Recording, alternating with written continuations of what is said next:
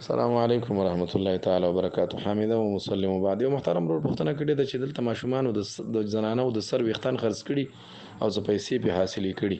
په دې پیسو څه چلو کو جناب محترم؟ دا مالی خبيث ته په دې ملکیت نه راځي، دا بیع باطله ده. بیع باطله کې سړی په مال باندې ملکیت نه راځي.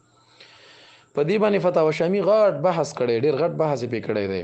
مطلب فی من ورث مالا حراما، غاټ بحث ته پې کړی. الته بیا با قاعده لیکلي کده دی مالک د دې پیسو ته معلومي پیسې به ورته واپس کی. لکه دا چې کوم کباړي دی، کوم کباړي به درنه اخیستی کنه، نو کدا کباړي بار بار زی راځي نو بیرته ورته واپس کا، ورته چې لکه دا مال خبيث ته دا درواله او کوم شی چې تا سره دی واپس راکا او بوز د سره ایم نه هو. بهرحال خدا کار خنه دی شوی.